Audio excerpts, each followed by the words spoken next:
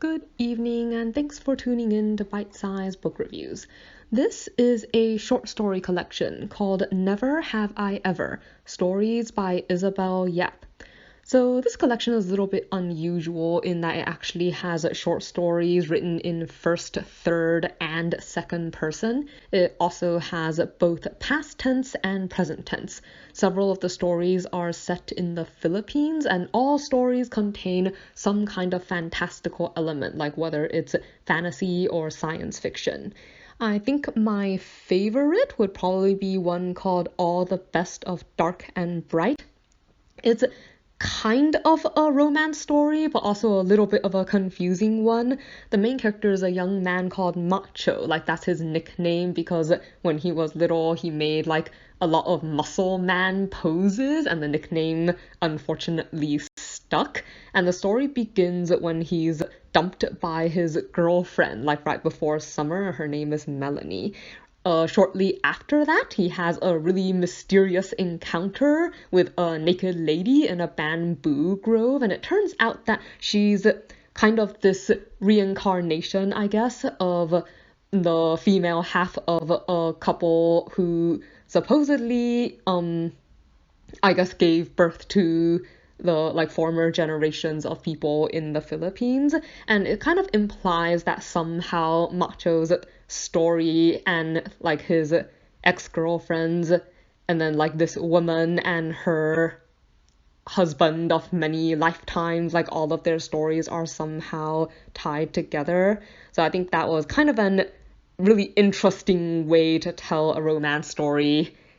A little bit confusing, but also kind of funny, especially since like he has like this non-reaction, like a really cool reaction when he sees this naked woman, and then it mentions that, oh, actually his mother is a famous painter of like nude paintings, so he sees naked women a lot, so like it's not necessarily a really big deal. And I guess this woman is pretty incredibly endowed because he brought her home to stay there for a while he's trying to help her get back to wherever she's supposed to go through the bamboo grove. And the moment his mom sees her, like she gets hired to be one of her models. But anyways, I think the whole thing was kind of entertaining.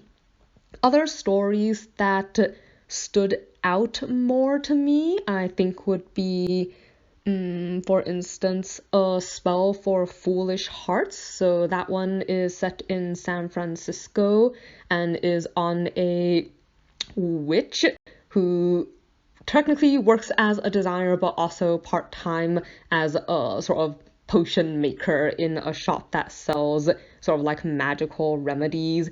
And technically this is one of those stories about why you maybe should not try to make a love potion, only it's told more as an when he accidentally gives it to someone he likes, like not the kind where, you know, some people like buy it and give it to someone because they want to make them like them. It's a slightly different take on a similar concept. Then there was a really short piece called Syringe, which was a science fiction one in a world where it sounds a bit like all these positions in the hospital, like nurses and doctors, are all replaced by robots. And the main character is an aging woman who lost her husband some years ago, is now in the hospital herself, and herself, like in the past, wanted to be a doctor. Then, lastly, I guess this was more of a confusing story, but stuck in my mind maybe partly because of that. It was called Have You Heard? The one about Anna Maria Marquez.